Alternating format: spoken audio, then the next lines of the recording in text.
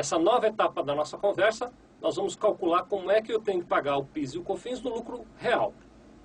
A primeira tabela que eu quero mostrar para vocês dessa nova etapa do cálculo do lucro real é uma tabela que vai nos ajudar a compreender quais são os créditos que eu tenho direito no lucro real. Então vamos a ela. Se você lembrar, eu tenho direito a um crédito de 1,65% calculado sobre R$1.000, que foi o meu preço de compra. Portanto, eu tenho um crédito de R$16,50. Eu vou lá e marco esse crédito para mim. Da mesma maneira, eu tenho um crédito de 7,6% calculado sobre os mesmos R$1.000, que dá um crédito de R$76. Portanto, quando eu comprei aquela mercadoria por R$1.000, eu tive um direito de crédito de PIS e de COFINS somados de R$ 92,50. Guarda esse número aí com você. Esse é o meu crédito de PIS e COFINS no lucro real.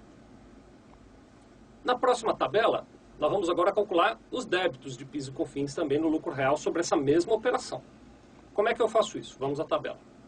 Eu tenho lá um PIS de 1,65%, que vai incidir sobre o meu preço de venda sem IPI, R$ 1.651,75.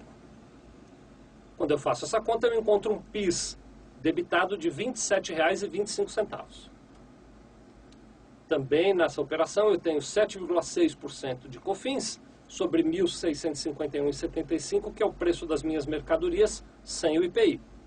E encontro um COFINS debitado de R$ 125,53.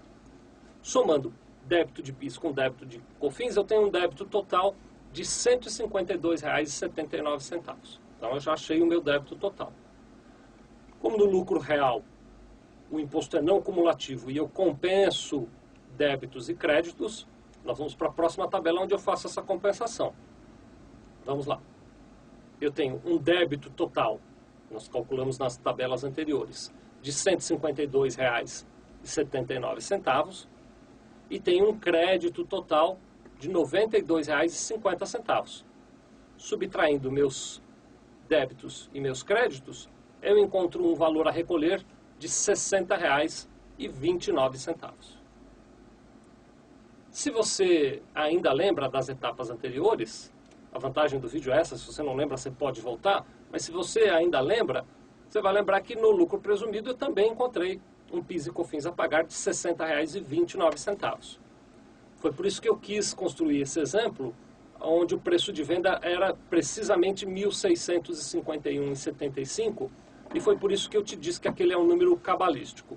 Na verdade, ele marca uma fronteira. É uma fronteira que pode ser útil para você nas suas análises internas. Se o seu markup nos seus produtos, e quando eu falo de markup, eu estou dizendo o seguinte, é a diferença entre o preço de compra e o preço de venda. Nessa diferença, eu compreendo perfeitamente que você não tem só lucro, você também sabe disso. O fato de você comprar uma mercadoria por R$1.000 e vendê-la por R$ 1.651,75, não quer dizer que você teve um lucro de R$ 651,75. Afinal de contas, você teve que pagar aluguel ou depreciação do seu prédio, teve que pagar custos com funcionários, teve que pagar taxas, encargos, teve que pagar condomínio, telefone, gasolina, armazenagem, enfim, fretes. Você teve uma série de outras despesas que você vai ter que usar esses R$ 651,75 para deduzir. Então, eu não quero chamar essa diferença, esse 651, de lucro. Eu vou chamar de markup. Eu vou chamar, usando uma expressão em português que é melhor, né? Vamos chamar isso de valor agregado, ou de valor adicionado, como queira. Se você, entre o preço de venda do teu produto e o preço de compra, você teve um valor adicionado de precisamente, vamos começar por aí, vai, de precisamente 65,17%, você vai ter um empate técnico. Tanto o lucro real como o lucro presumido, para fins de PIS e COFINS, vão te dar o mesmo imposto a pagar. Se você tem um valor agregado maior, ou seja, se ao invés de vender por R$ 1.651, você tivesse vendido essa mercadoria por R$ 1.800, portanto, 80% de valor adicionado, o melhor seria o lucro presumido. Você vai ver que você vai pagar menos imposto no lucro presumido.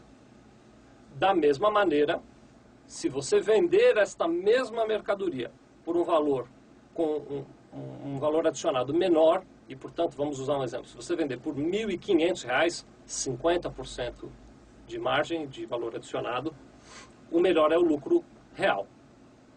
Então, vamos consolidar o que a gente viu até agora. Nós vimos que, se você tem um markup do teu produto, se você tem um valor adicionado ao seu produto, à sua mercadoria, entre preço de compra e preço de venda, você adiciona precisamente 65,17%, tanto o lucro real quanto o lucro presumido vão te dar exatamente o mesmo imposto. Se você tem um valor adicionado menor do que 65%, para efeitos de PIS e de COFINS, o lucro real é melhor. Se você tem um valor adicionado maior do que 65%, para efeitos de PIS e de COFINS, o lucro presumido é melhor. Quero lembrar, por fim, como já disse no começo, que essa é uma parte da equação que vai definir se o lucro real ou o lucro presumido é melhor para você. Nessa parte nós aprendemos a entender se o lucro real e o lucro presumido é melhor para fins de PIS e de COFINS. Espero que você tenha compreendido. Muito obrigado.